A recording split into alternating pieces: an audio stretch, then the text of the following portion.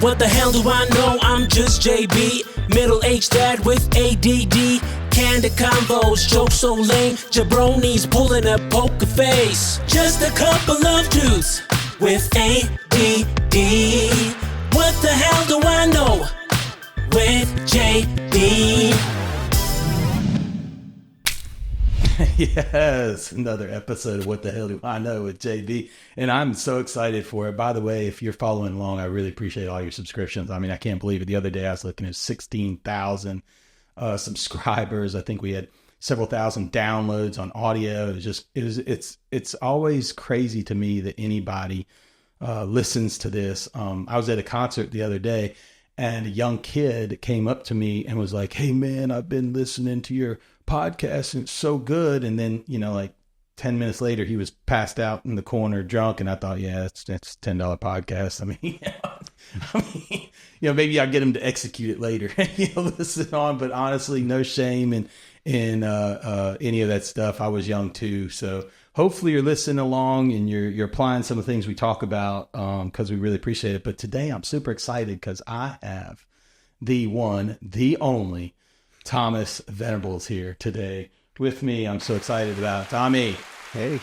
Yeah. It's great to be here, Jason. Dude, I'm glad you were like, I hit you up. I was like, I really want to talk to you. And we're going to dive into who you are and how I know you. And I'm just so excited to, get a chance to interview you. Right? I know I've had a chance to get to know your children, and I think they're more excited for this interview than anybody else. So they're like, oh, you're going to put my dad on the hot seat? Yeah, baby, I'm putting you on the hot seat. Well, that's because they know that I don't do interviews. I got the exclusive. Well, that's because of, where I come from. Yeah. I mean, I was never the focal point in any of my businesses because I was dealing with all of the brands that I was working with. It wasn't about being me. It was about being what I do for them. Oh, 100%, Tom. You're so right. So now, though, it's time, before we dive into who you are, it is time to play What the Hell Do I Know with Tom Venables. So I'm going to put a clock on. I'm going to give you 7 questions, rapid succession. You answer them best you can. You can pass if you need to pass. There's no gotcha questions. They're just 7 questions. I've got them out right now. We're going to set a clock. Here we go. All right. Number 1. What was your first car? It was a Capri, a Lincoln Mercury Capri. Lincoln Mercury Capri. I love which they don't make any longer. Yeah. Number 2. First, favorite place to travel to on vacation? I would have to say where I'm living right now. Oh, I love it. No, but I'll tell you why. Because we're in Florida. We know what's here. Yep. We do love being in the mountains and skiing and doing that type of thing for vacation. That's an activity that we go to. Okay. Whereas this is a vacation lifestyle. Yeah. Well, you're in that zone now, though. Yeah, it's called age. Age. You earned it. Yeah, you got into that earning. Yeah. All right, number 3. If you're on death row, final meal, what would it be? Rack of veal. Rack of veal. Yeah. Nice. I like very that. Nice. Yeah. Very nice. Number 4, have you ever hit a hole-in-one? Once. Did you buy the round? No, and it's an issue, as a matter of fact. What happened was it's not considered a hole-in-one because it was a par 3 course. Oh. So I claim that it is a PGA registered par 3 course. Well, there you go. Okay. Well, I shouldn't say PGA registered course. It does have it's 60, I think it's 60 par. That's nice. So they have a couple fours. So they do have some fours. But my brother Steve makes it very clear it doesn't count. No. Hey, Steve. Because he's my older brother. Forget you, Steve. Right. All right. Number 5. Will Villanova make the Sweet 16 this year? Absolutely not. Oh, I was pulling for you, man. Not right now. They would. Not right now. I'm the first one to turn around and wave the flag. But I just think that, don't have the team. They don't have the team. Yeah. Is it coaching? I'm going to leave that one alone. I like it. All right. To my My Villanova brothers. even better, my fraternity brothers. There you go. There you go. There you go. All right, number 6. What's your favorite watch brand? I can't say what my favorite watch brand is because I've been in the watch business. I know. We're going to dive into the people are going to hear. And I believe that there are great brands for certain types of people that are looking for a certain type of function. Yeah. Yeah. Okay. Very good answer. Very good answer. Women buy watches differently than men. Men. Yeah. Yeah. So, well, and some guys like watches differently. So what they want, and they want more rugged, or they want more luxury, or they want, fancier dials, or whatever it is. Women buy. They don't buy for the mechanism. Okay. They buy for the style, and let's put it this way: they're in the Stone Age. Oh, really? Yeah, like diamonds. Yeah. All the Stone Age. I get it now. Okay. I get it now. Number 7. You've got 4 kids. They're all amazing. Who's your favorite? There's no favorite. Great answer, Tommy. Great answer. You are off the hot seat now. That is a great answer. That was a trick question. I was trying to get you. That is no trick questions. You can read you as a setup every time. I told you there's no gotcha, but I had to throw one in there. I thought we're going to see. I know your kids are going to be watching. It's like we're going to I wanted to see were we going to get them or were we not. That's great. So I was telling you, I normally have an iPad. Those of you watch it. I drove down here. We're on location in your beautiful office, and you're right. This place is like a resort, and it's amazing here. But I forgot my iPad, so I'm off my notes on my phone. But why don't you give everybody a little bit of a background, kind of like what you did in your career? Because to me, it's so unique. I mean, you get like the helicopter, the 3 minute, 5 minute, just. Because you're in watches, but I want my audience to know, like, I know you have something to say, and you were doing watches big time, but you've done a lot of stuff in your career. Yeah, well, I think what happens is, everything is a progression, I think. Mm-hmm. And it's not necessarily where you sit down and you write exactly where you're going, but there are certain fundamentals that you have to follow in order to get to wherever that may be. And when I was in university, I wound up interviewing for different companies.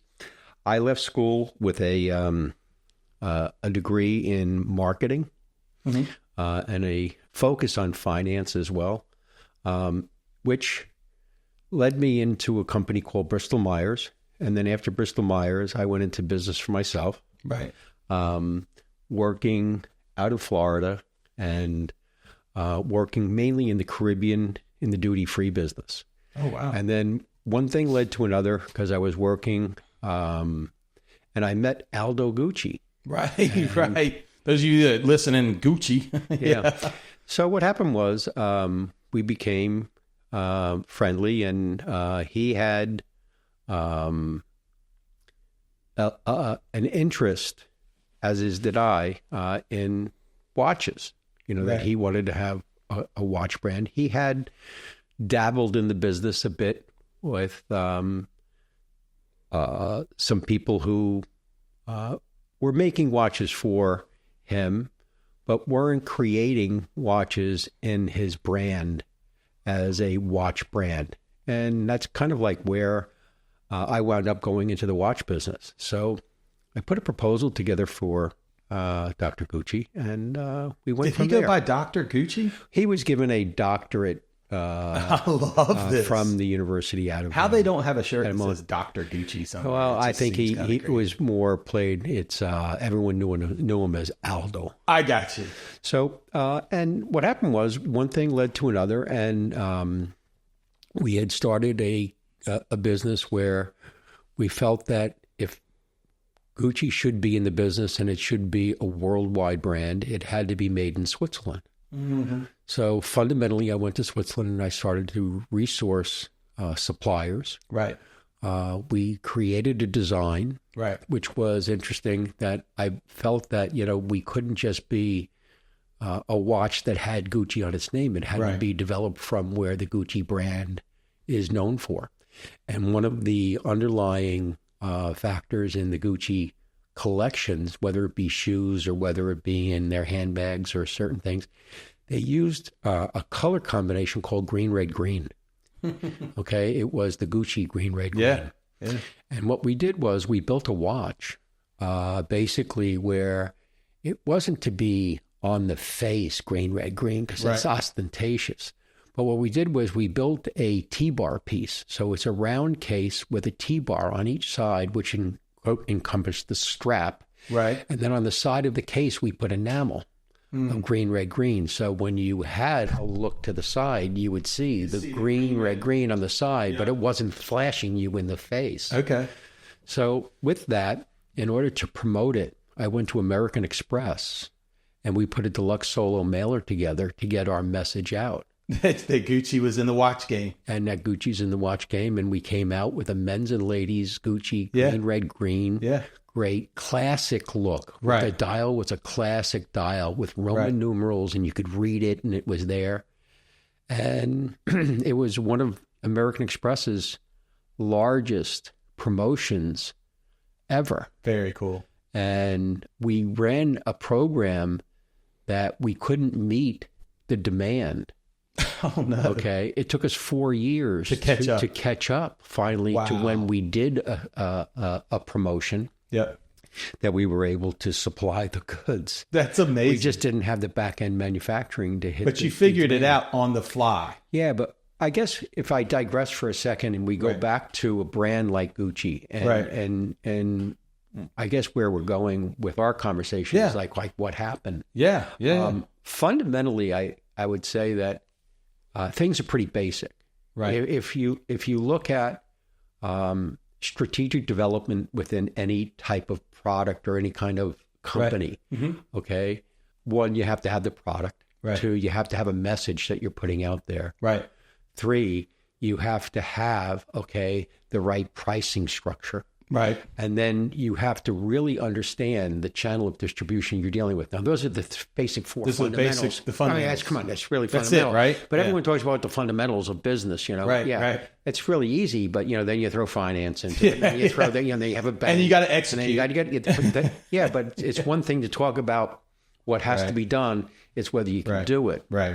As much as we were focusing on channel of distribution at the time, we were focusing also on the fact that we had to have the back end manufacturing, and we had, and that really is a complete job unto itself. And then your channel of distribution development above and beyond American Express, and when we were going out to the fine jewelers and we were going out to the Neiman Marcuses of the world, of where our customer base was. Now, understand, if you don't really understand worldwide what your demographic group is, it doesn't work either. Because so knowing your audience is pretty important, right? How women, especially women, and whether it be, whether I was working with Gucci and then later on in my career working with the Fendi group or working even with the Louis Vuitton group. Okay. Right. When we looked at any kind of product, or what we would do is we had to understand who our target audience was. Right. And fundamentally in the fashion business and the high-end luxury goods particularly, we're focused on who really our customer is. Now, if you, that's an amazing thing, because a lot of people out there are doing social media, a lot of followers. You've got people doing kind of content creators. You've got young people that are listening to this, trying to figure out like, what are they doing? How are they going there? But if you're selling something, you've got to know your audience. That's what you're saying. And our audience with regard to luxury goods is predominantly women. Yep. I mean, I never really sat around and talked with a guy, who was talking to me about his Gucci loafers. He may be wearing them, but he's not talking about them. Yeah. Whereas I've sat in rooms and I've listened to women go after each other with, what their handbag was. Right. And where they got it and what's going on. And it's just, we're not as much interested in such. Yo. TruNorth Pest Control. They are all over Central Florida, Georgia, and they just moved here to the Emerald Coast. I just switched my service over to them. You got to check them out. Tell them JB sent you. They'll take care of you. We are a bug-free podcast because of them. TruNorth Pest Control. Now back to the show. It's traditionally, I think there are guys in generations coming up that are getting into the luxury brands. I think luxury brands may be seeing that, and you probably saw that towards the end of what you were dealing with. And I'll tell but you, it's not the same for sure. Yeah, and I'll tell you something else. If you been successful with a woman and that woman has a man, Yeah. that man follows. Yeah, that's right. He comes right along because she's got this nice stuff. I want to have nice So stuff. who is your target? Yeah, the woman. So They're the leader. So in other words, you have to understand that. So I guess my point happens to Yeah, is I'm not talking about just what I did, Right. but I just understood where the luxury brands came from and who our Yep. audience was and who we had to communicate with. Right. So in other words, when you turn around and I looked at, okay, how do we make the product? I went to Switzerland, and then dealing in Switzerland of how you have to do it. You've got a guy who makes a crown. You've got a guy who makes a strap. You've got a guy who makes a case. You got a guy who makes a dial. You got a guy who makes a movement. Right. Okay, so then I have to get it all together on my design and my engineering, And then we have to assemble it, and then we have to sell it. Box okay, it, so all that. you have to, where your packaging is very Well, important. 100%. You want people to see it and say, "I'm getting I'm getting something luxurious here." You can't just put it in a brown paper bag, right? No. It's not you're getting. It's you're giving. You're giving. You're giving. The watch business is a very big gift business. So therefore, your packaging has to be right. And it has to be brand Very good. associated, because they're not buying a Gucci watch because it's a watch. They're Right. buying it because it's a Gucci watch. Right. Or they're buying it because it's a Fendi watch, or it's buying it because it's part of a brand that they love. Whether you're Rolex or whether you're Cartier or whether these are traditional watch brands, Yep. but where you have brands that have products in their stable of goods. When you go into a Gucci store and you see a watch counter and they have their watches, they're uniquely designed to what Gucci is all about. Yeah. And they warranty it, and they Yep. do everything that, being in the watch business would be. And what you have is you have a responsibility in every one of your products in a total brand, Right. that you're able to have the disciplines of what's necessary to compete in that arena. Yeah. Whether it be watches, whether it be handbags, Yeah. whether it be, and then you have that whole brand identity, Right. that it can't just be a watch. It has to be that brand's direct association. Like what I was saying, the green, red, green Right. wouldn't work for anybody else other than who would want a green, red, green? No, but it's Gucci. But it's Gucci. And that's what. And if somebody's buying that shoe, you got a shoe, and it's got green, red, green on the stripe. Exactly. Exactly. So And it's all branded. and fundamentally, we could, in each one of the categories, whether it be channel of distribution or whether it be pricing or whether it be product itself, okay? You have to focus on what that brand is and make sure you are consistent in what the overall brand is all about. And today, you can make a great product if you're not associated with a brand. And today we're in a very, very different universe that we are in today compared to being in 1980. Right. Which my kids are like The 1900s. What, the 19, From the Yeah, like, wait a 1900s. second. They don't even know what 19 means. That's vintage, baby. It's 20, right? Vintage. So I guess but the fundamentals don't change. Yeah. The fundamentals don't change. I don't care if you're I agree. and Man, that's so good. The fun. Brilliant. That's so good. yeah. Fundamentals don't change. Yeah, and I think what happens is, from an individual point of view, conceptually, you have to understand what you're doing and where whatever you're doing is positioned. And then there's the other part that really comes down to is once you have defined where it is a consistent definition that could possibly work, okay, nothing really happens until something's sold. So at the end of the day, you have to start to look at where you're going to sell it. And what does that take? Because that's the name of the game, right? All that Yeah. stuff in the fundamentals is to get to that sale. Yeah, and it's not. And what was very, very interesting for me was that working in an international business, we had offices, of course, in Switzerland because we had to do the manufacturing. Right. But my Swiss office handled all of Europe Right. distribution and the Middle East. And then we had an office in Singapore, which handled Southeast Asia. We had an office in Japan, and then we had an office in the U.S. for distribution. Those offices were very, very important because once we made the product and we had to ship, we not only shipped to our own companies, we also shipped to distributors.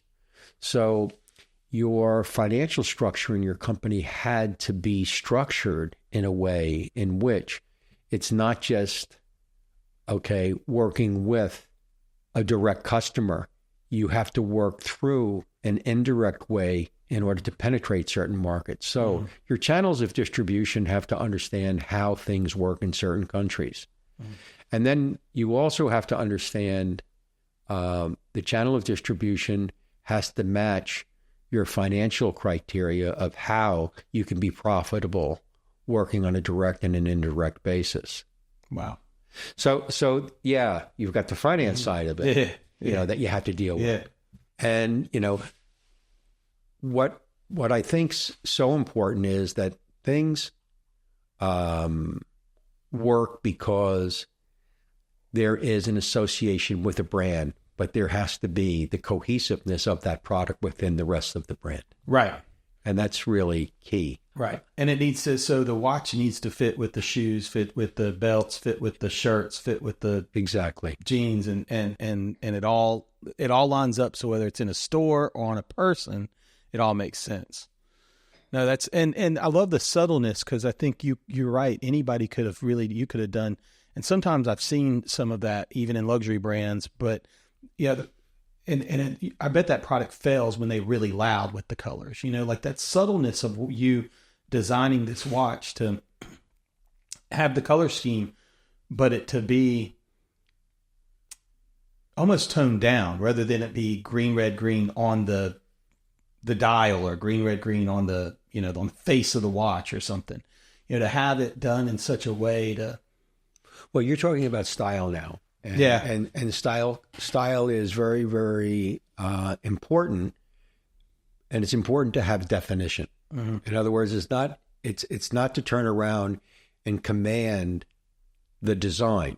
It is to understand categorically who you're appealing to. Right. So you build a hierarchy in your design preferences. Right. So if you really look at what categorically you have to design to, if you take all watches, men's, ladies, or whatever it is, it does have a hierarchy. Are we designing this watch for a man or a lady? That's primary. One, right. Especially when you're dealing in a brand like Fendi, yeah, or Gucci, yeah, or Vuitton, right, or Christian Dior, right, or Louis Vuitton, or whoever you're, doesn't matter, whoever you're doing. Right. Okay, it doesn't make any difference. Right. This hierarchy is there. It starts men's and ladies. You define whether this is a women's watch, okay, or a men's watch, yeah, or both. Right, because you have some ladies like to wear his and hers. Yeah, his and hers. Yeah. No, you start with, then it's just his and hers. Okay. Now you can turn around and say a women's watch that we're making in a man's size is because that's where the market is today. That's something different. Yeah, got you. Okay, so in other words, you start at the hierarchy of men's and ladies. Yeah. Then you break it down into what categorically are there. So you have classics. Right. You have design. Right. And you have sport. So you're basically building in three categories for men and women. No, men or women, or men and women. Okay, I got you. Okay. So you have the men's and women's category, yeah, which would be classics. Gotcha. Okay, gotcha. You have the men's and women's category in sport. Right. You do not have a lot of men's business in design. Huh. Okay. All right. So where we would turn around and look at, for each brand, what's the balance in our overall collection? Mm-hmm. Okay. If we didn't have classics in the Gucci line or the Fendi line or the whatever line it would be, right? Whatever, you could take this to Rolex, right? Okay. You could take this to the classic watch brands that are out there, right? I'll give you a perfect brand that's fantastic that a man would never buy. Chaumet. They have happy diamonds. How many men are walking around with happy nobody's. They don't even make a size for men. They don't even make it for men. They just make a larger sizes for women, yes. Right. And they do it in gold, and their diamonds are floating all over the place, and they have a patent on it, and it's a women's brand. Okay. Have you ever met a man that ever wore a Chopard watch? I don't think I have. Okay, so my point happens to be is they've clearly defined who their market is. Gotcha. In other words, when you're with a brand like Gucci or Vuitton or Fendi, and they have a men's and ladies business, the question is, what is the percentage of women to men? Okay. So then you look at, not only do you take your product to understand what the brand is, right? Then you have to go around the world, okay, which I used to do. Yeah. Okay? No. And you would turn around and say, how do people buy watches in the United States? Are they the same in Japan? Are they the same in China? Are they the same in India? Are they the same in the Middle East? And it's not true. Right. It doesn't mean that your brand should have different lines for different cultures. Different geography. Okay, different geography, yeah. What you have to do is you have to say, this is the brand, and we make a line, okay, that is universal. Mm-hmm. But size matters. Yeah. So in other words, that's what they say. I can tell you, when you make a chronograph watch for men, right, and it's this size and this thickness, you may want to make a chronograph watch that doesn't have the functions as much, but it has the look of a big chronograph. Size it down, use a movement that isn't as complicated. Right. Okay, but make it whereby it looks like it's a chronograph that would fit a woman. And she's going to wear an oversized. Now, will they wear that in Japan? No. Will they wear that in Saudi Arabia? Absolutely. Will they wear that in the high-end markets of the United States? Yes. Women will wear oversized watches. Right. Okay. Right. As part of their look. Their look, right. And that's an important factor that you need to promote, okay, in those areas, okay, where then when you say, what message do we want to get across, okay, I would not say that I have to have the same type of advertising. The format of my advertising is the same worldwide. Okay. But what product I choose to advertise by market, that might be different. May be different. I got you. That makes sense. As is the amount of inventory that's being merchandised in a counter, okay, is different. But the overall collection is the same. It's what portion of that collection is in classics that you would have in Japan. But all this knowledge, this knowledge that you're gaining from how to market it in different markets and branding and do all that, where did you learn that kind of stuff? I'll tell you where you learn it. Okay. Fundamentally, I learned the basic principles at the university. So like Villanova, when you studied at Villanova. At Villanova. In other words, in my marketing studies, we basically were taught the fundamentals of your basic marketing. And you understood channel of distribution. You understood what you had then to you're focus getting on. real world exposure at some point that's helping to... I didn't know what Japan was unless you look... Well, at the end of the day, when you look at... I've been over 400 times in Japan. Right. So, when you first start out and you get there and you're meeting with people and you're in the department stores of Japan and you start to you go through your fundamentals to understand what the market is. The same way you're going to produce product, you first have to understand who the product is going to. Right. And you have to understand that as much as the people in Japan, especially the women in Japan, especially, okay, although they are very, very brand conscious, they're very, very conservative. Okay, so if you are a brand and you really understand who your market is, okay, our classic pieces in Japan sold more than our fashion-forward pieces, okay, especially back in the 80s and the 90s. The turn of the century changed things, okay? The women in Japan became more fashion-forward. We started to see a higher percentage of our fashion watches. Right. When I say fashion watches, the fashion watches aren't these are watches that are still made Right. in Switzerland, and we build them the same way. They just have, okay, I prefer the word design instead of fashion. Yeah. Okay. It's design concepts which are more integrated to the brand. So in other words, when we would make something that is, okay, a unique design, but very feminine, okay, and it was only for women, that would carry a certain design elementation within the group. So it's not like having a classic piece with Roman numerals and it being a typical setup.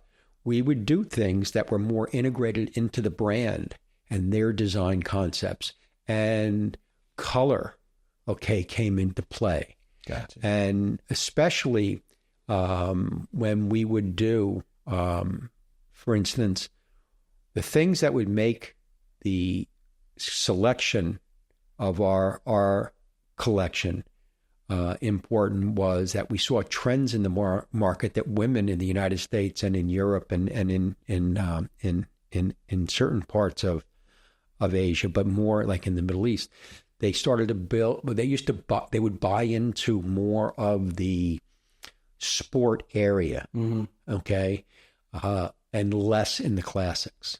Really? Women wanted to have something that was big and you're just showy. getting these trends from data points of your from really understanding, okay, one, that you have a line from day one that has products in all categories. Right. You monitor what the takeaway in all the categories are. Which ones are trending better? And which one are trending? Yeah. Like, for instance, we knew that in Japan, 75% of our business was going to be classics, whereas the classics in Saudi Arabia were only going to be about 25%. Gotcha. Okay. But knowing that allows you to make decisions on where to send the advertising dollars to, where to send the well, it all comes to. Yeah. But okay, so then You're making decisions. Then you turn around off and these say, data points. our ad looks like this. This is the format of our ad. Right. But it has this product in this ad and this product in this ad, but it's exactly the same. But they're buying more of classic. They're buying more sport. Correct. So you go that way, okay? Yep. And then one of the things that we would always do is our design pieces were always leaders because they differentiated ourselves from sport pieces, and classics didn't differentiate ourselves from many other brands. The one thing that I'm hearing you say, though, in this, and I think it's pretty unique, because sometimes I know entrepreneurs, especially sometimes younger entrepreneurs, and that doesn't mean Gen Z or Gen X. I mean, I probably did it when I was younger and just didn't know anything, right? But I think sometimes you think, I know the market, right? What's interesting to me, I'm hearing you say, it doesn't seem like your brands that you were representing and making these watches for, that Fendi, Vuitton, all these Celine, all these different people you're making watches for, Gucci, it doesn't seem like they were trying to manipulate people in Japan to like a sportier watch, or in Saudi Arabia to like a classic watch, or in the US to women to like an oversized watch. It seemed like you guys were listening to your audience, listening to the people in those geographical regions and saying, you like this style, we're going to give you this style. And I think young entrepreneurs sometimes think, well, I know what they want here, or I know what they want. And really, it's totally opposite. What I'm hearing you is these brands said, no, I'm going to listen to what my customer says that they want, and I want to give them that. Let me just back up for a second. I want to be very clear. The brands that I'm referring to are, okay, basically Gucci and Fendi. The other brands I was associated with, but I wasn't manufacturing for. Okay. But the reality is, in the brand itself, it's most important that we understand who our customer is. We understand what the channel of distribution is. We go back to the fundamentals. Okay. But then when just to finish the thought that I had before about how we have a diversified line categorically.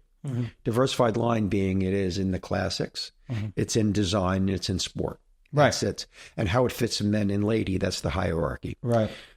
The key here happens to be, and your advertising stays the Right. same. So everything's the same worldwide. Right. It's just what product sells more and is more directed towards that customer. okay, of that market. Okay. The classics sell more in Japan compared to the fashion forward pieces in design and sport. And we would use sport for women, not for timekeeping. We would use it really as a design piece. Gotcha. Okay. So in other words, when we would make a chronograph watch, okay, yeah, all of a sudden has diamonds in it. What sport guy was running around doing timing? Right. And how many guys are really using the functions that are on that watch? That's anyway? true. That's true. It's got to perform. Right. But in reality, the women don't really care. It's the look. Yeah. Okay. Heck, I feel that way sometimes on my watches. It's the look. So we could also then, and we found this to be very successful as well, when we would take that big classic sport piece, make it a women's piece, and then turn around and say, why spend the money on the movement? Let's put diamonds or rubies or sapphires into the product, and leave it as big as it is. Put a regular movement in there that doesn't have the functions, but it has the appeal, and the sizing and the look. And that became very successful also. So you manipulate your product to who the customer is, but it never leaves your design concept. Makes sense. For the brand. Makes sense. Totally makes sense. But you're also allowing that customer lead you in a direction, right? I mean, if they want something, you have your boundaries of what you're going to do, but you want to ultimately, I think you want to give the consumer what they desire. You know, maybe it's a dance together, right? Because you have what your brand's going to look like and what it needs to be, but they also say, well, I want more of a sportier watch in Japan, or I want more of a classical watch in another place. If I was having a conversation with my wife and we had to talk about tires for a car, I think she'd rely on me a little bit more. Okay. Sure. If I were going out to go buy a watch and she saw what I was looking at and she didn't like it, she'd let me know as That's well. Exactly right. That's so exactly we're dealing with this clearly is understanding, okay, not only who your customer base is, but also who your influences are. Yeah. In other words, and that significant other. Yep. With the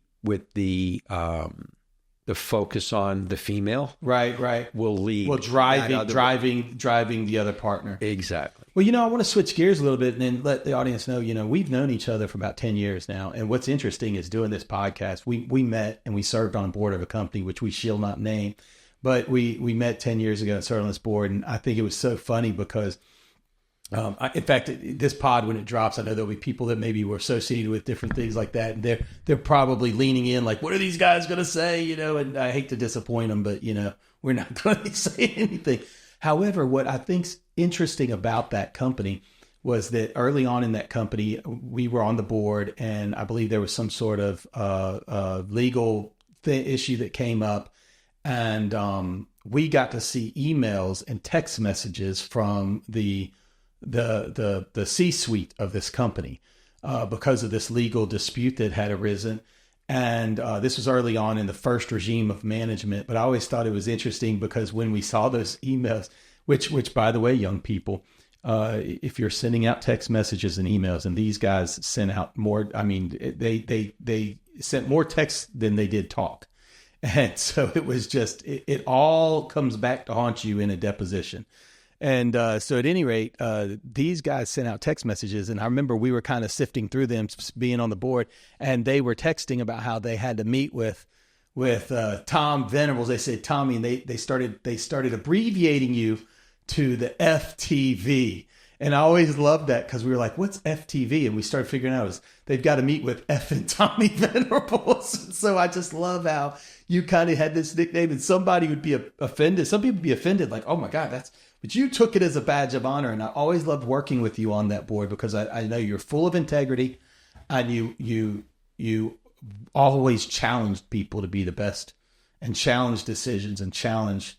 Well, we unfortunately, we were in a business that was presented to us, which was totally off base. I mean, in what they projected to do and what they said they were going to do, they never did. Sure. And when it came down to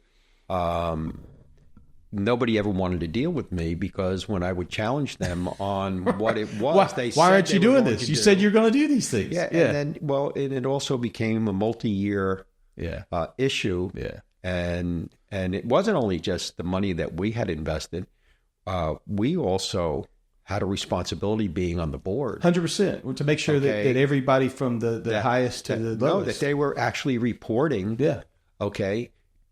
What they were reporting wasn't true. Yeah. Well. So, I mean, when you don't get transparent and clean numbers, sometimes and it's all you can do, right? Yeah. I mean, you can make decisions, the best decisions you can based on the information that you've given, and you want to do that and I know working with you, that was it. But I wanted to bring it up because I love that out of that experience, that name FTV came out, and so colloquially, us in this small group, and Jerry and our buddy Jerry and some of those other guys. He brought it into the golf club. Yes, FTV. He brought it in. This is my friend FTV. So it is the way to go. But I love that about you. But how did you get involved in the fashion world, though? I mean, I know we talked a little bit. You gave a 3-minute deal, but I mean, to me, is it just something when you went into marketing, you knew you wanted to go in that world? I know you were in New Jersey, New York, and everything. I think the point that I was alluding to earlier is that you go to school, you get the fundamentals, and right. And I went into a company that was basically pharmaceuticals, and they also had a products division, which was not normal for them, but Bristol Myers was looking to go into product, and it was called Clairol, and I was working with the Clairol brand, and working for a large company. I had the experience. I worked in the field with them. I was actually a district manager with them, managing people, and just felt that, a lot of the stuff that I was doing was babysitting. And that's when you saw an opportunity to go out on your own. I just decided, I can go down, and I was fortunate enough to have a family. My father was involved in the duty-free business. Right. So, being and representing companies at that time in duty-free, people didn't know what duty-free was. Mm-hmm.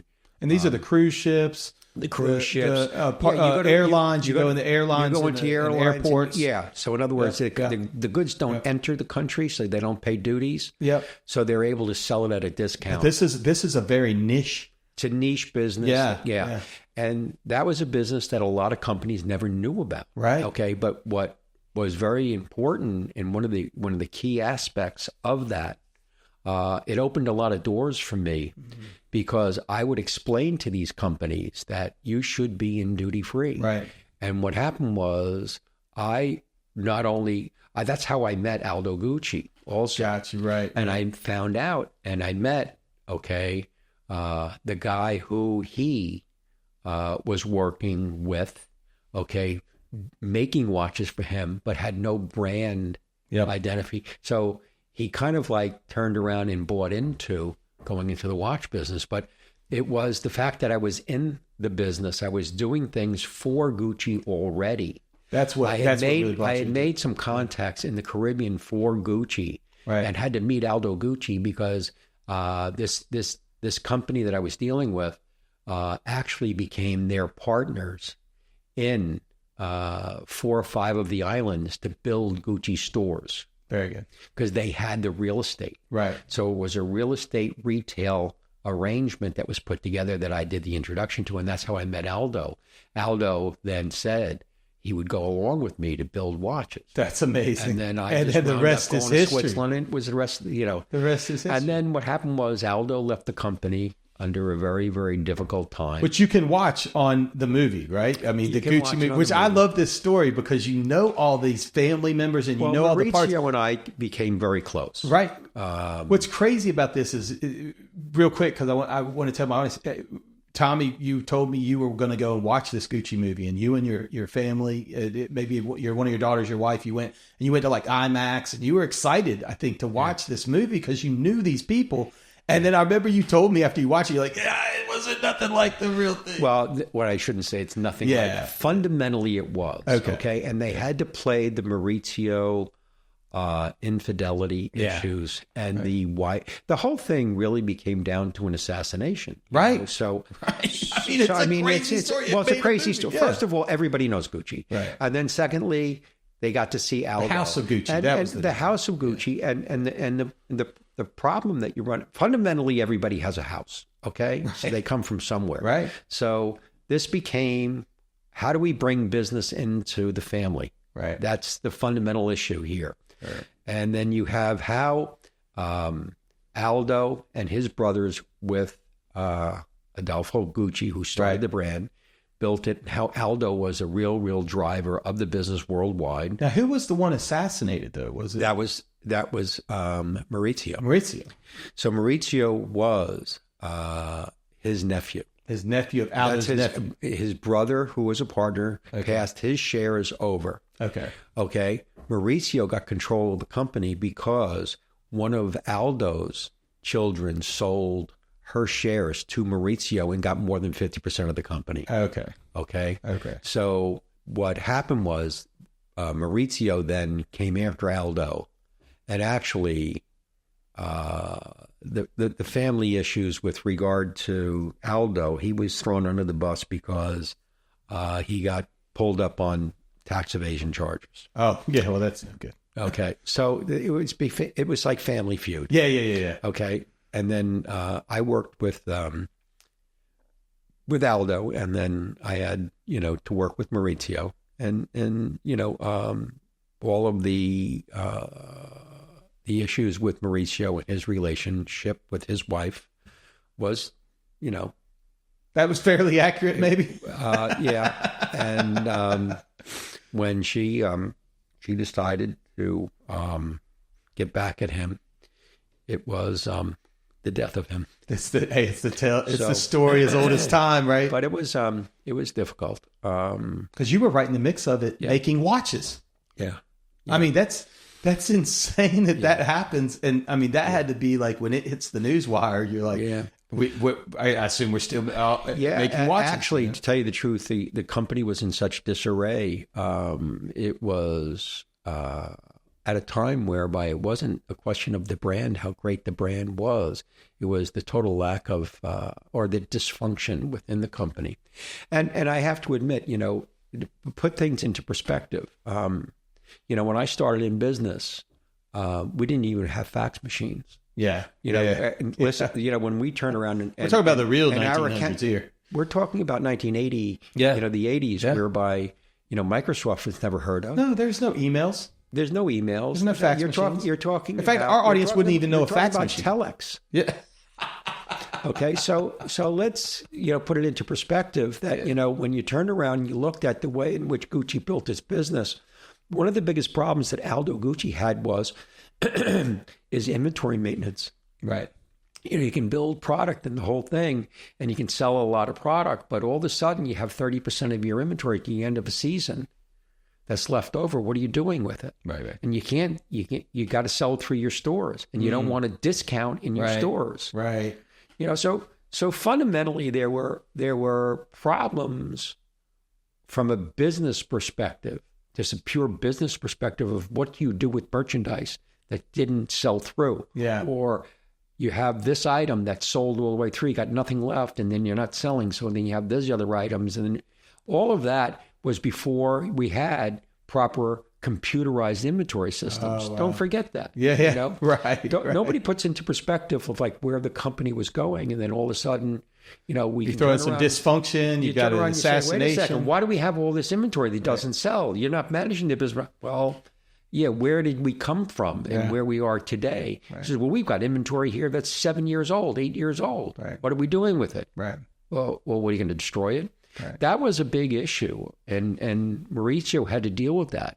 And quite frankly, it was one of the biggest problems within all of the luxury brands because at that time, and I can tell you right now, Bernard Arnault acquired, Louis Vuitton. Right. Had Chanel I had Christian Dior prior. Right. In other words, one of the biggest issues with Christian Dior also was a bankrupt company before Arnault took it over. Right. He had to rebuild that whole thing. And the same thing, he was dealing with the tremendous inventory issues that Vuitton had in the whole thing. But then computerized systems came in and management of these things and building. I mean, Arnault had built an incredible empire based upon the fact that they did not they recognized, okay, that the inventory issues are a major issue he solved that problem. Luxury brand, and also the control and how not only the infrastructure of the business has to be built, okay. Christian Dior was his first experience, and what he built the model there on brought it forward when he acquired, Vuitton, and all the other brands are built on this model of inventory control and how do you not releasing too much inventory, it fundamentally starts with how do you develop your product, and then how much do you sell of it? Yeah. What is the brand? In other words, your business planning. Fundamentally, when we're talking about, and I hate to say this, but you go back to the 80s, I was completely taken back by the fact that the fundamentals with these brands, with management in these brands, wasn't there. In other words, like you would talk with top people in these brands, like when I was working with Aldo Gucci's top people. In other words, it was whatever Aldo said they do, and then all of a sudden it was like they had this retail environment, and this is they were selling product. But it's all over the place. But how? Okay, what percentage of your product is shoes? What percentage of your product is clothing? What percentage of your product is handbags? What percentage of your product is? It was kind of like, no, we put it in the store and it'll sell. no decisions by data and fundamentals. And you know what? And when customers would walk in, the customer became much more sophisticated also. Sure. Advertising became much more sophisticated as well. In other words, all the fundamentals, because technology came along, technology gave us more information, and you could respond much quicker, faster. Well, now think about the data points you're getting now. Oh, I mean, it's live. If you're not there, you're not in your business. But no, here's another thing. In other words, I can tell you from a manufacturing point of view. Right. Okay. What about the CNC machine that came into play? All of a sudden, the way in which we're cutting the component parts that had to be cut in order that they would be put together for a mechanical movement. Now the mechanical movements today are so much more sophisticated and better timekeepers. Everyone used to always talk about their mechanical watch, especially with the big brands out of Switzerland. Yeah, it's a great piece, a great timepiece that doesn't tell time. No, because they didn't have the technology. But now it's so precise. It's so precise, and it's able to take the pounding because of the way in which the gears are built into one another today. So the watches made today will last longer and better? Keep better time. Keep better time. By mechanics. Yes. Nothing's going to ever compare to a quartz watch. Okay. As soon as you bang it a certain way, you could throw off a little wheel. That's why it has to be adjusted. Okay. And it may be that you're like a minute off a week or a month because you hit it so hard. Oh, wow. But then it can be brought back in. It can be readjusted. And then, But that's getting a service. That's fundamentally mechanics. Gotcha. Okay. And if you have a mechanical watch, that means that there's moving parts. Right. In an integrated circus, there's not a moving parts like that. Right. So you can bang the heck out of it. That's great. And it doesn't, it just keeps time. Hey, y'all, new customer of TruNorth Pest Control here on the Emerald Coast, Central Florida, Georgia. You got to check them out. Yeah, they get rid of all the unwanted pests in your house, including termites and mosquitoes. Tell them the jabroni sent you. Back to the show. Got it. By the way, we didn't talk about our drink of the day today. It's early in the morning. We have just black coffee from a great coffee maker. I think you're right. So much coffee. It's so good. I'm ready to go. Coffee. You know, what's funny is years ago when Jackson was going to I shouldn't even tell this story on this pod. Danielle will kill me about this. But we were going to go to orientation for him at the University of Tampa, where he goes to school now, and he'll graduate in about a year. We were going to orientation. We were staying at like the JW Marriott or something down there, and we went to go get breakfast, before we went to this orientation. Not orientation. It was really it was a visit to tour a campus tour. Now we were set to go with a big group, and you go into an auditorium, and I think they split you into smaller groups. At any rate, we're in downtown Tampa. We can walk to the campus. But that morning, my back was hurting me, and I had gotten some of these like cannabis drops where you can just put a drop or two in your coffee and it dissolves.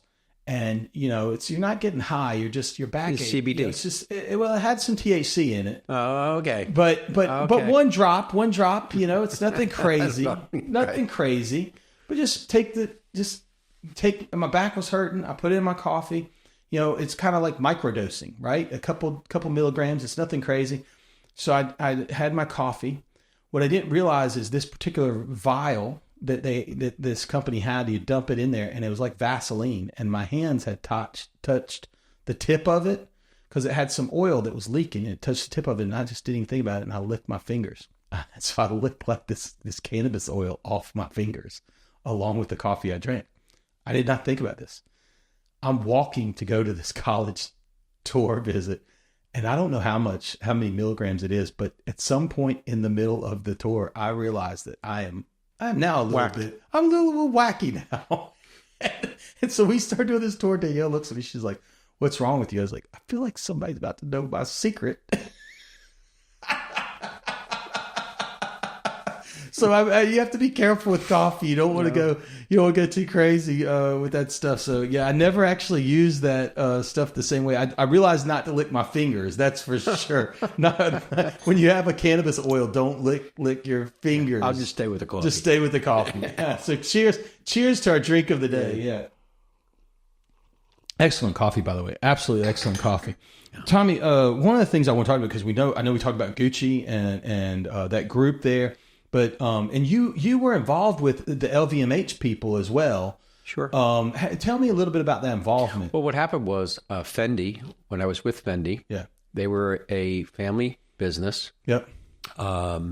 It was the sisters who ran the business, and they were acquired. Now, were you doing Gucci and Fendi at the same time? No. So Gucci then Fendi. I had left Gucci. Okay.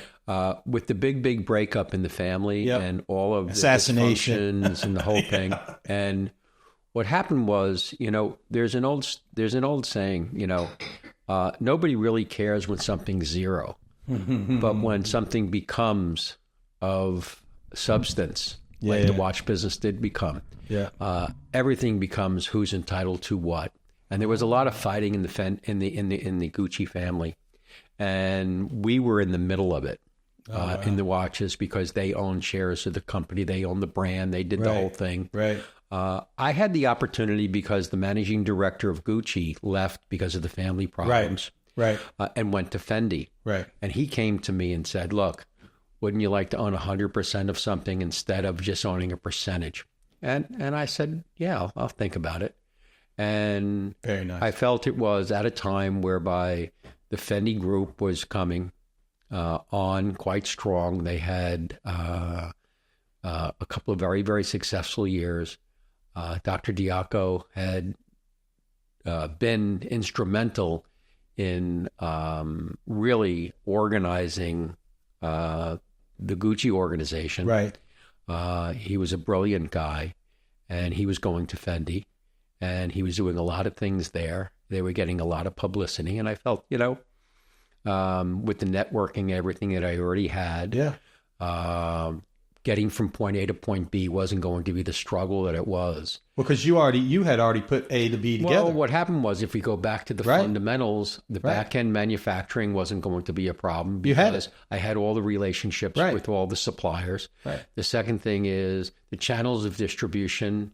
And, for me, and it does come down to how much time do you really have, and then you became very efficient. For instance, it's funny how things work. The airlines started to make these partnerships between international companies. So in other words, United Airlines became partners with Singapore Airlines, became partners with ANA, became partners with a bunch of different, and it became the Star Alliance. Okay. So what happens is I could fly, nonstop around the world. So my world trips would be under Star Alliance now, and it would go everywhere I needed to go.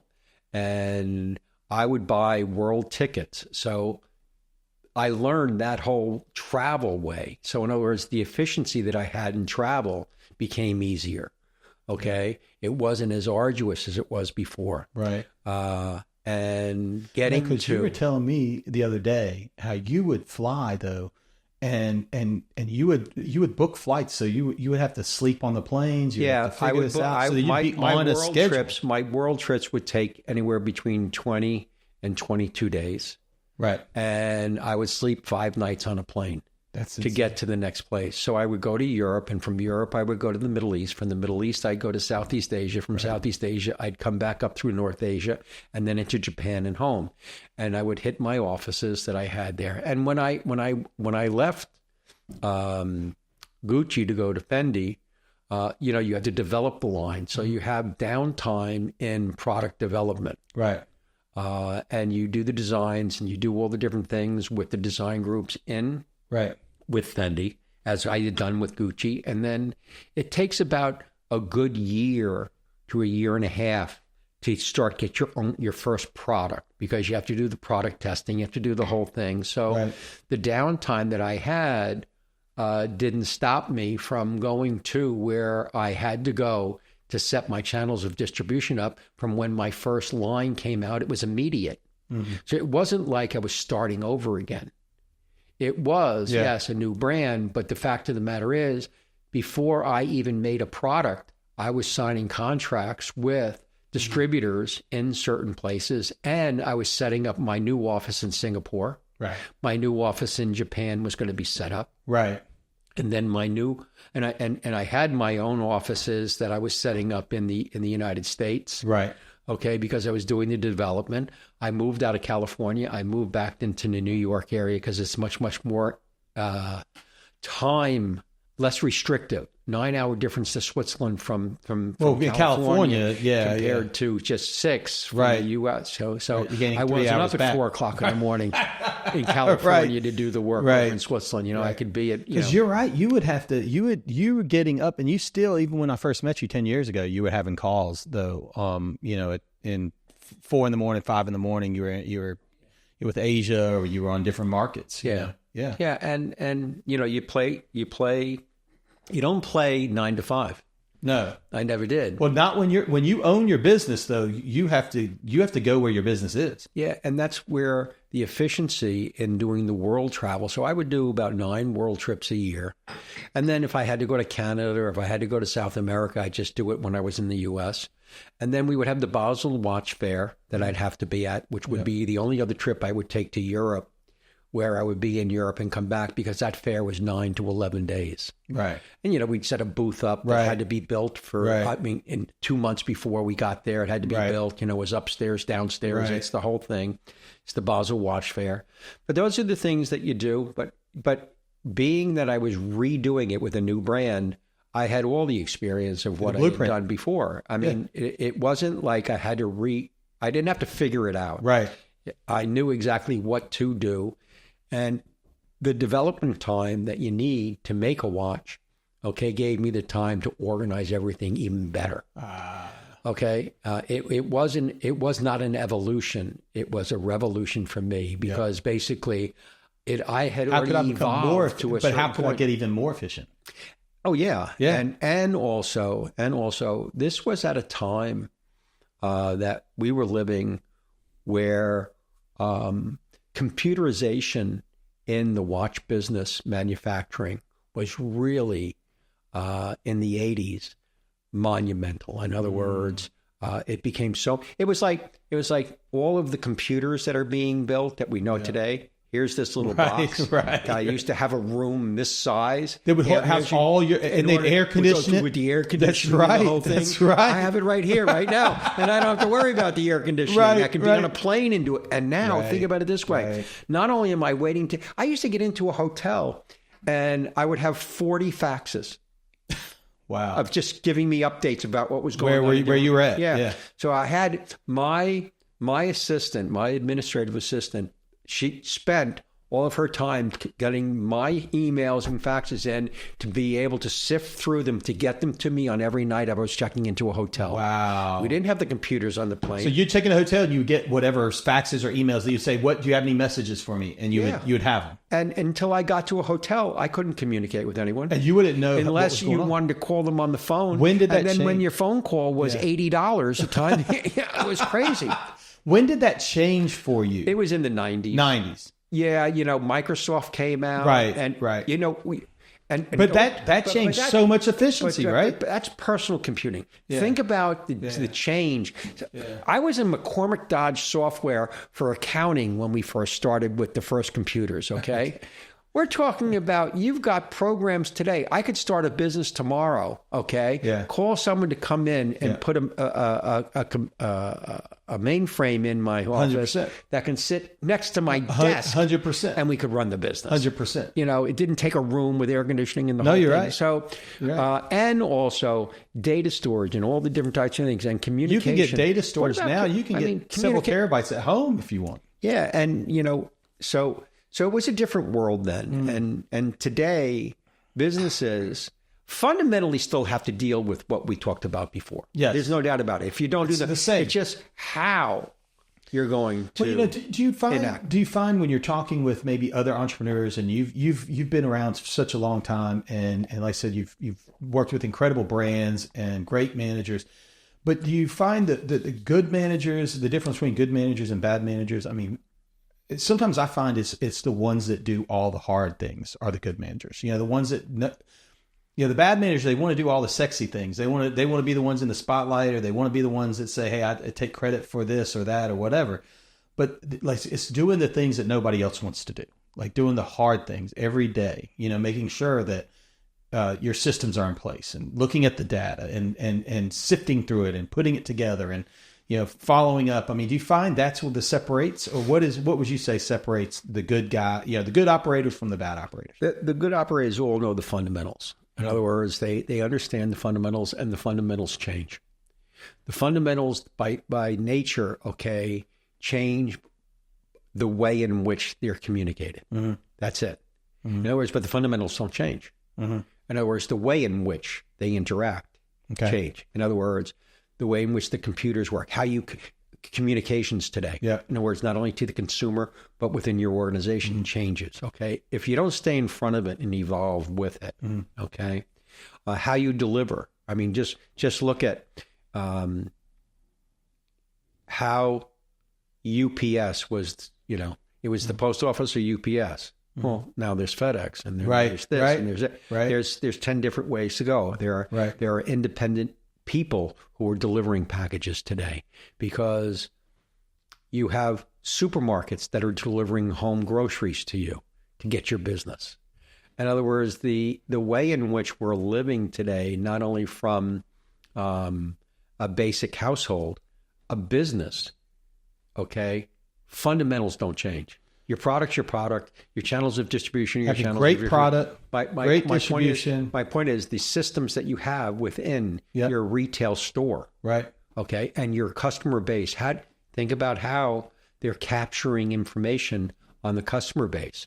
In other words, you have people behind the counter turning around and pulling the person's name up because they're a regular customer, your preferred customer. Give me your phone. Are you in our system? Give me your phone number. Give me this. Give me that. We'll get back to you. They're collecting data. They're collecting data, and that data is going to enhance the way in which they make product. Yeah, it is. In other words, the information systems that we have today are becoming. And it's moving at an exponential speed compared to where it was arithmetic before when I was there. In other words, and to be able to I mean, when I look at what my children are doing today, half the stuff they get into, I'm completely in what we would say left field. It's more like na-na land. I don't have no idea. You have no clue. It's like, how are you doing all this? At least you're in the ballpark if you're in left field. Right. Na-na land, nobody knows where it is. How are they doing this? That's great. Well, when you had one of the things, and we kind of got sidetracked, which is what I do. I've middle-aged dad with ADD that tune. But one of the things when we were saying about Fendi, you went from Gucci to Fendi, and then you ended up also working with the Vuitton group for a while. I always remember there was a story that you shared about at some point they wanted to make watches or whatever, and I think Vuitton was trying to figure out like, maybe we don't need Tommy's business to do watches, or maybe we need to figure that out. But you had like the warranties or something like that. It really what happens is, in other words, Bernard Arnault's program, and I knew it, which is the CEO of the Bernard Arnault of the LVMH group, right? The whole group, which is like 18 different brands, like McLaren, Princess Boats. Louis Vuitton, Christian Dior, okay, Celine. Yeah, I mean it's 18, 19 luxury brands. He's got. I think it's even like wines and stuff like that too. Oh, wines and spirits. Yeah, yeah. So he's got real estate. Right. I mean he's okay. Let's just. I mean, he's one of the richest people on the planet, hundreds of billions of dollars. Yeah, for sure. Yeah. So in other words, the reality was, I mean, this doesn't go on. They had brands. They had Ted Heuer. They had. So in other words, we were at a certain point. What really worked was the fact that, I wasn't doing anything against them. I was doing exactly what they were doing. Mm-hmm. It was just that they're looking at me and saying, if we owned his company, we'll take his profits. Right. And it wasn't. We can make some of these luxury brands with him too. Yeah. Yeah. And I guess a lot of the stuff that we worked on. It really came down to when they started a company called El Capital, right, in Asia. They asked me to go on the board. So even the transition that was supposed to be a 3 to 5 year transition in my company wound up going on for 12 years. Because Vuitton bought your group, bought your group out, right? Right. Yeah. So, he liked your business so much and what you were doing. You served on a board. Yes. With which is essentially kind of like it's like their venture capital funds, right? Yes. In every market, because they're finding out how to. We were defined as the Asia. So it was the venture capital group of Louis Vuitton. Yeah. Which was called El Capital. Yeah. Out of Singapore. Right. Okay. Was the Asian. So while I was still working with them and owning 49% of the business. Right. Okay. They wanted a transition. They wanted to make sure that, the business was going to be running, yada, yada, yada, and it would be integrated into the group. And I eventually would then be paid out on my last 49%. Right. Okay. That was supposed to be a 3 to 5 year program, and it wound up being almost a little bit over 10 years. But it wasn't like, while I was traveling and what I was doing, I was still doing a lot of stuff for the Vuitton group through their El Capital. Yeah, yeah. So I worked as a director and a board member of El Capital, and we focused on when I would travel into Asia, right, from the Middle East all the way to Japan and into China. All of those things, I would be spending a lot of time doing that and overseeing what the distribution of the watches was and working with the new general manager of Fendi watches. Okay. And Celine watches. I gotcha. So now, when you were at El Capitan, I mean, they're bringing in different. You're seeing all kinds of pitch decks for the Asian market, right? Yeah. And you're reviewing businesses and to determine where to place capital to help those businesses grow. I was not on the venture side. No, I was, but I wasn't on the solicitation side. Gotcha. Okay. Yeah. So in other words, my position happened to have been, if we were going to move forward on a deal. Yeah. Okay. We would look at different deals. It would be either a yay or a nay. Yeah. Okay. When it became a yay, we'll go forward. Then I would get involved in really kicking the tires. That's when you would go in to see, like, is the fundamentals there? Are the fundamentals of that business there? Changed. Yeah. That changed after a while being there, whereby it was at a point whereby I started to spend more time with the development factor in the business, only because fundamentally it was a startup and we were a little weaker than we should have been. I got you. Okay. So, but my travel to Asia would be involved in that, and also working in my company's offices, be there, but also go over and work. And then, and that went on until there was I would say it was an acquisition by Catterton out of the U.S. to purchase El Capital Europe and El Capital Asia, because they wanted to have an international presence. So the Catterton guys in Connecticut, I worked with and stayed on as the board with them. And then they basically had implemented their models into still working with Bernard Arnault. Oh, absolutely. Yeah, he just kind of merging together. Well, not only merged them, he's a shareholder in Catterton. In Catterton. Yeah, and so it's now El Catterton. Makes sense. So El Catterton is, and it's just Catterton in the U.S., but El Catterton is Europe and Asia. But Bernard Arnault owns a major part of the whole group. Right. And basically these guys have proven themselves over the last 35 years to be finding great players. Opportunities. Not only opportunities, but they run a tight ship. Yeah. I mean, they're operators. They're not only operators, they you can't confuse the two. They're not operators in the sense of a company. They're operators in the investment part of a company. Okay, so they have a great operation, and they have a very, very disciplined financial group that their track record of what they do invest in hits projection. Well, they're disciplined investors too. They're not taking every pitch that comes to them. They're not taking. No, in fact, they're taking a small percentage. Yeah. Right.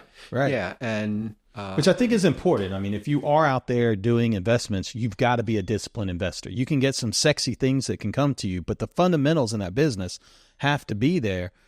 Otherwise, and you've got to be disciplined enough to say, I'm going to walk away from this. There's no doubt. FOMO, you can't be FOMO. I've had people all the time like pitch you something. It sounds really good. And you're like, you're going to miss out if you don't invest. Well, sometimes that's the best thing for you. Yeah. I think the same way, Bernard Arnault is able to acquire a luxury group, or I should say a luxury company into the group. It's because the synergies are there, and they've been good enough. They've been, really the most progressive out of the conglomerates to structure companies in a way in which they all follow the same suit from a operational point of view. Yeah. How they project their product or what their target audience is or what their channel of distribution. Like, for instance, Tag Heuer doesn't have the same objectives in distribution that Louis Vuitton has. Yeah. They have customers, like Mayer's Jewelry in the United States, that they sell, and their brand is sold through there. Yes, they have built some Tag Heuer stores, but they could never survive off of the store Heuer only. Stores. No, that is a form of advertising. And that's an LVMH brand. Then. Yes, I didn't realize that. Yes. That's you don't realize they separate their brands so well, and they can stand alone so well. They have to stand alone. Right.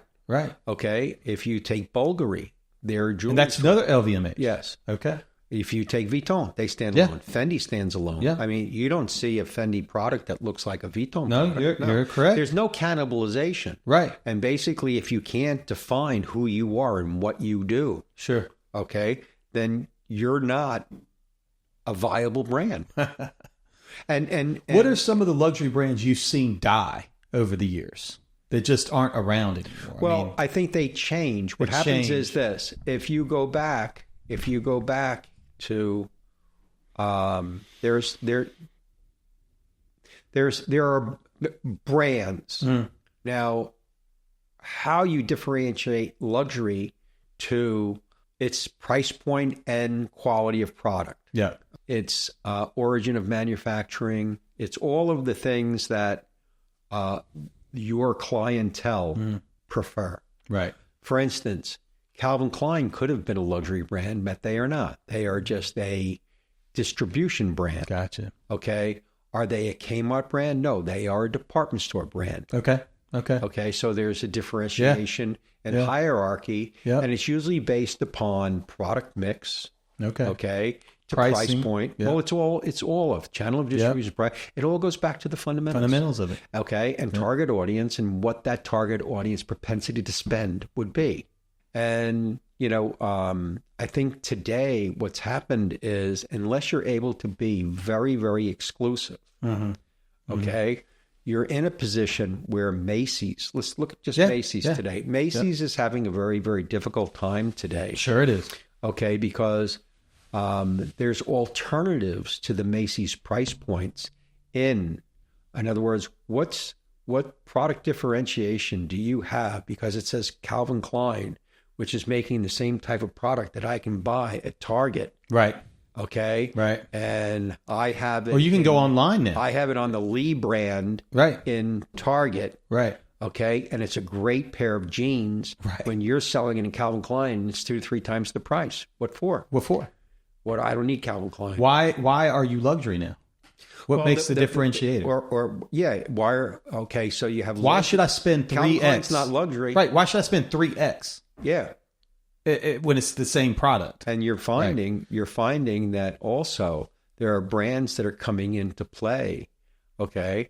And it's like you can find Levi's in Costco. Yeah. Why should I pay more than $30 for a pair of jeans when I can buy them at $27 at Costco? And guess what? There's another pair there that's not Levi's, but they're no name brand. Right. Okay. Right. That's at $16 a pair. Okay. And my point happens to be is there's alternatives today. Yeah. And there are direct channels of distribution also. Right. No, I mean, again, social media, you go on social media and buy anything you want on social media now. Look at just simply some of the Chinese brands that are coming into the U.S. market, like Temu. Yeah. Yeah, but you don't know if you're getting a jeans that are regular size or like little kids jeans. Yeah, so really they'll get better at it. But what they're doing is they're really challenging. What is luxury? The established. Well, it's not even luxury. I'm talking about. You're just talking about deliver a product at a price. Yeah, and that's not and they're really challenging the electronic sale business. Okay. Where it was controlled here in this U.S. By few players. But what's happening is everything is becoming so... people are shopping online today. Right. I mean, if you go back 20 years ago, how many people shopped online? Well, you're exactly right. Nobody... I mean, online was not a shopping thing. In fact, though, even online, I can remember... when it first really came out, I remember people saying, don't give your email out. Don't give your address out. Remember, it was like your information. You don't want to put a credit card online. Yeah. And we had these trusted, you would only, I started purchasing things online in the early 2000s because it would say like, it'd have like a trusted verified merchant mark on there, something of this nature. Because you thought, if I put this out there, somebody's going to steal all my information. Now, the credit card companies have gotten better to alert for fraud. It's gotten so easy, like with Shopify and all of these other things to make these purchases now. And it's created a world online that people, in fact, we have to police ourselves. Danielle and I have to say, okay, we have a budget of what we can do. Because you could sit there and scroll and, I'll buy this sweatshirt, I'll buy this shoes. I mean, it's just, and that algorithm on the social media, just, you're talking about data points. Mm-hmm. If I stop at an ad and look for a while, I'll see that ad 4 more times. Yeah. In a collection of data and what you're doing is quite apparent that, they're collecting. They know what you, and if you search something, I mean, if you say something around your phone, you could end up getting ads for that. I think there's 2 sides to everything here. One is the convenience factor of, for instance, Amazon. Okay. Oh yeah. And it comes down to I was just doing some furniture refinishing. Right.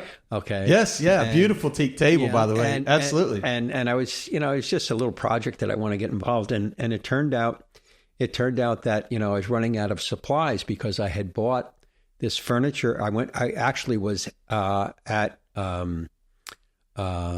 Lowe's and bought this kit. And then I was running out of one of the products in the kit to redo the furniture. So I just went online, and basically the next day it was here because it had to dry anyways because you had to put it. But it's simple things like that, the convenience of just picking it up. And I didn't have to buy the kit. I just bought the one bottle. And it comes right to your door. And the whole thing. And that's a real good a convenience, you know what I'm saying? Yeah. And there isn't a day that goes by that something isn't delivered to the house. Okay, even without my kids here. I don't know. But that's a whole nother thing. But the reality is we are in a world of convenience, and we do have, with the information systems and the ability to get from point A to point B, that it's very profitable for companies to deliver product to your home. Well, it was direct. Amazon's not direct to consumer, but there are a lot of things because of social media. These companies are able to go D2C. Sure. Because they're able to put an ad in front of your face, and then they deliver to you, and all that profit is now to them. They don't have a middleman. Without a doubt. And my point is that even if they're collecting all the information, as long as you have the proper security systems within your network, you should be okay, I think. What the hell do we know, right? But really, when we look at the change in retail, in other words, things evolve. Right. There's no doubt about it. And I believe that you take, and I give a tremendous amount of credit to the management and the direction of Bernard Arnault and Louis Vuitton in how they have vertically integrated the back-end manufacturing to make product for a very, very clear and defined clientele by market, by channel of distribution. And also they look at, the fact that the information systems and the way in which the companies operate are on a scientific basis. Yeah. They have a group that basically, if they acquire a company, they integrate them into the information systems and the way in which, we know how to get from point A to point B. We're not going to tell you what product to make. We're not going to tell you what your pricing is. Right. We're not going to tell you, we will understand that your channel of distribution fits within what your brand. Now, they will turn around and overrule any one of the brands, that are not following what the fundamental disciplines are for that brand. Right. Tag Heuer has a different discipline than, say, Christian Dior. Right, sure. As Fendi has a different, but fundamentally, they have an understanding of what the luxury brand market is. Well, and they've got all the data. And they understand, are we exclusively vertically distributed in this brand, or are we a multitude? Or are we really a distribution brand that supports it with a vertically integrated group that doesn't compete with our channel of distribution, like Tag Heuer? Right. So in other words, you can have a Mayors store in, the mall, and a Tag Heuer store there. Right. The Tag Heuer store is not going to turn around and disrupt the relationship with Mayors. They're just going to do things that Mayors won't do. Like, for instance, they'll have some other products in that store under Tag Heuer because it's a sport brand. Yeah. Yeah. And they may have, some of the Formula One stuff, and they may have this. But that's a clientele that may not go into Mayors, but they understand it from that. And it really is a form of advertising for Tag Heuer. Very good. That people see the brand and they have more products in there. They may have some accessories, like a Tag Heuer wallet for men. And they're gonna have like the guy that's advertising for them going to be some athlete. Like I don't know if they had any of the tennis players. They might have had some tennis player athletes and some golf Without athletes, a doubt, right? yeah. Because that's their market, right? That's part of advertising, right? In other words, like who's the influencer that's gonna push your brand? In out? other words, Louis Vuitton's not going to have Roger Federer as although he could, I think he could. No, maybe not. They wouldn't do it. Yeah. They would never. Yeah. Louis Vuitton doesn't need to have. They don't need it. The customer identified. Okay, it's a different brand. It's a different brand. No, but a sports figure in a sport brand like Tag Heuer could have a Roger Federer. I think he probably was one of their. Yeah. So in other words, and it really comes down to. Everything comes back to the fundamentals. Yeah. Okay? The fundamentals don't change. How you deliver, how you advertise, how you communicate, those all change. Yeah. And they're always evolving. Right. And if you're not evolving, you're dead. You're dead. Right. Your if you don't grow, dies. You're dead. Yeah. Yeah. You have to grow. You have to grow with any, quite frankly, channel distribution. The store design is part of their distribution strategy. How does it look? In other words, how do you merchandise within that store? And what is the customer experience in your store? And then how do you advertise? Now, you may have, models that you may use that have your brand, but very rarely will you ever have your brand associated with a liability of a certain model. Right. Do you understand what I'm saying? In other words, you don't want to have a situation whereby all of a sudden your person who you're using as a testimonial to your brand brought up on sex charges. No, you've got to have the right person. And that's the liability you have if you should be associated with. Well, and they don't. And when that happens, they will dump that person. They separate it. It happens because you can't be associated with this. But the top brands don't even want to deal with that. That's right. They don't even want to deal with that. That's right. Yeah. What I wanted to switch gears into is that we had you've traveled the world, you've done all this stuff, you've worked with incredible brands, you've set up Fendi, Christian Dior, you get the chance to work with the El Catterton Group and the LVMH and Bernard Arnault, and you got all of this knowledge and wealth, but it also puts you on the road. You've talked about these world trips and you've done all this, and I've had a chance to meet your family. And the first time I met them was at your daughter's wedding, one of your daughter's weddings. You have 4 kids. Right. So you have Tara and Michelle and Max and Lily. And now you have some in-laws that come along with it.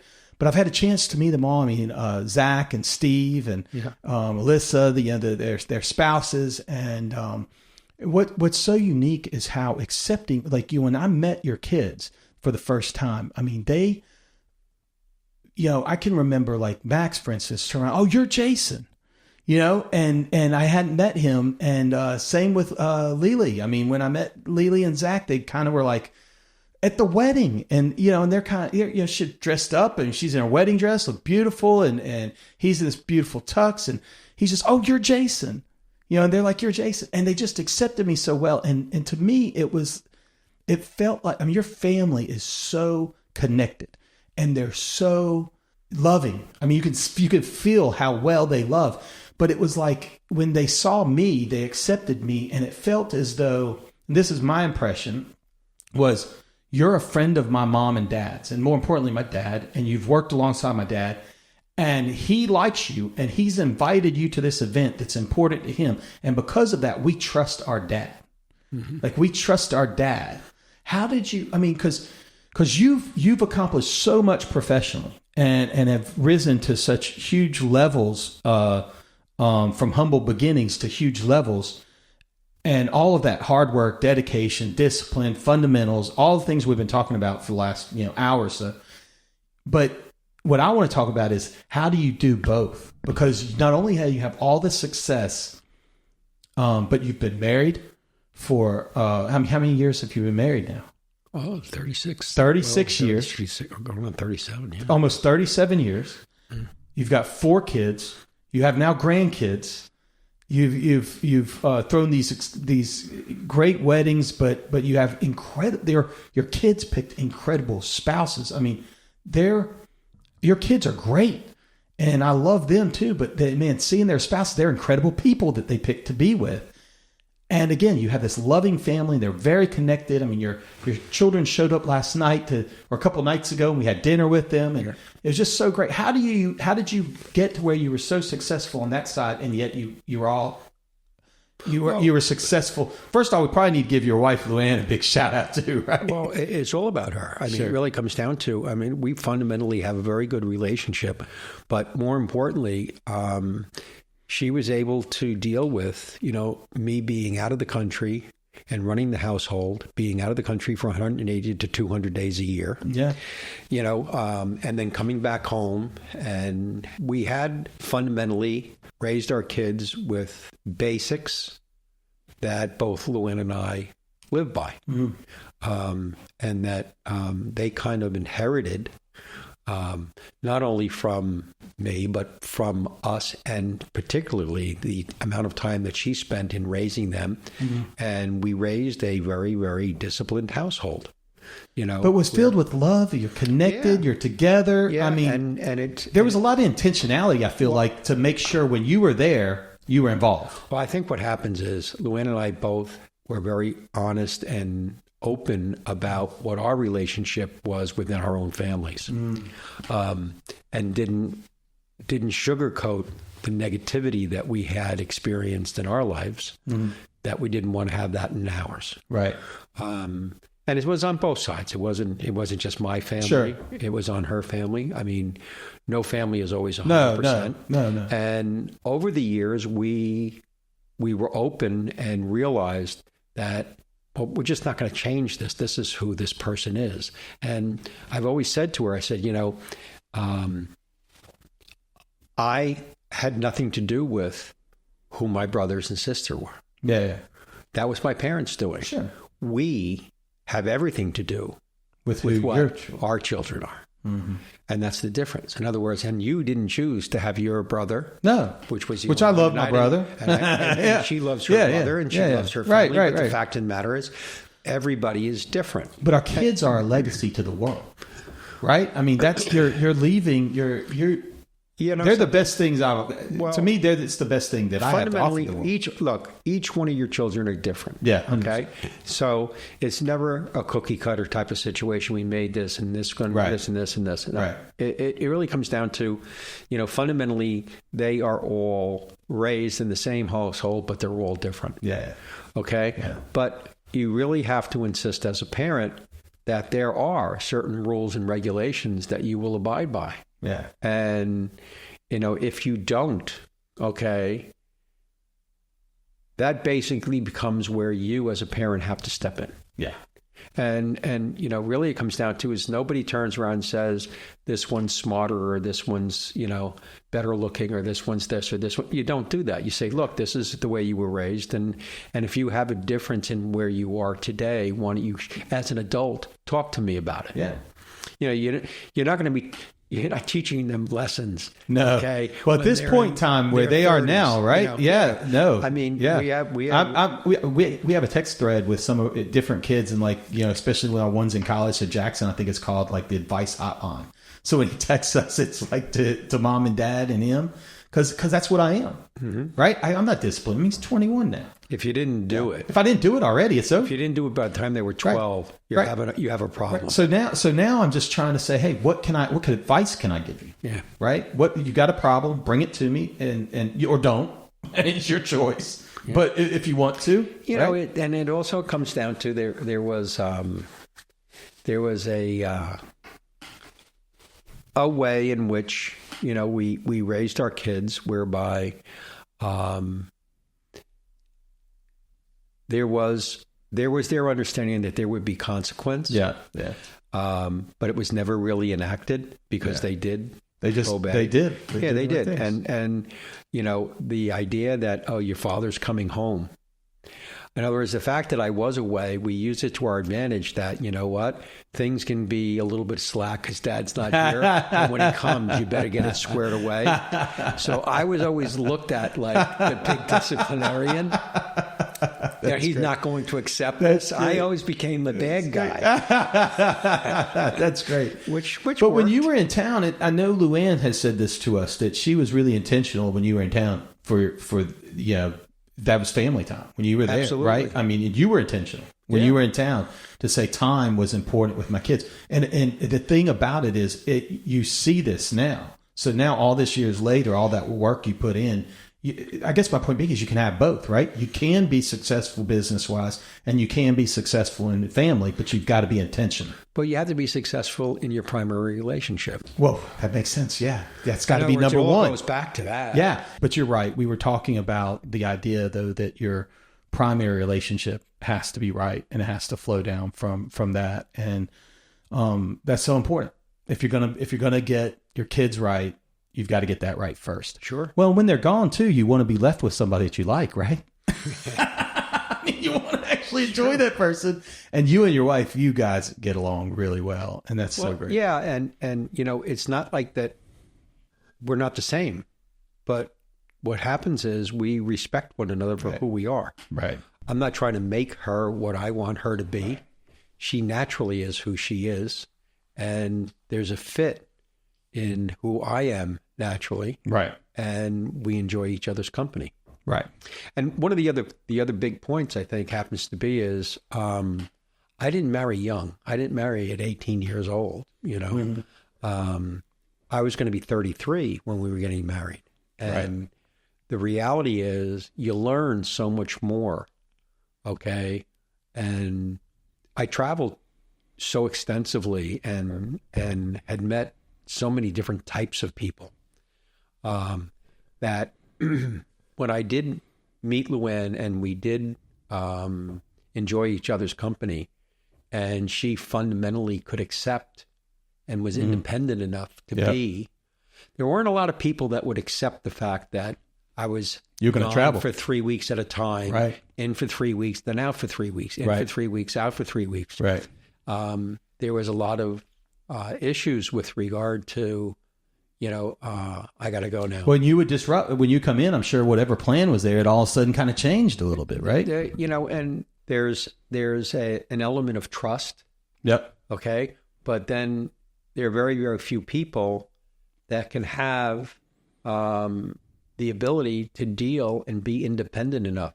And what was great about my wife is she couldn't wait for me to go back on the road.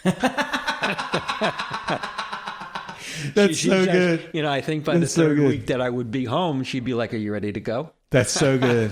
That's so good. Well, Tommy, I want to switch to kind of the last thing we've got here. And this is my section where I like it. It's kind of like my Dear Abby section. So I have people, they email in questions so we call ourselves, I don't have my co-host with me because it's just me here today and you, and we're on location, like I said, in your office, and it's beautiful here. But we do we call it Dear Jabronis.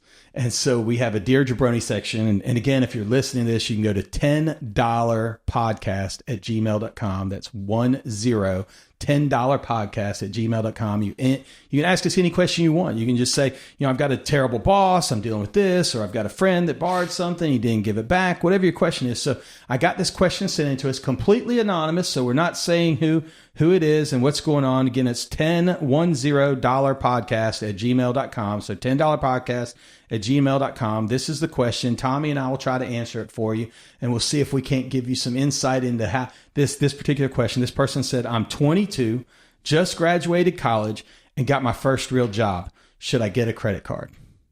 Absolutely. You think so? Yes. Okay. So I always feel like it's like if you really have to understand your financial literacy.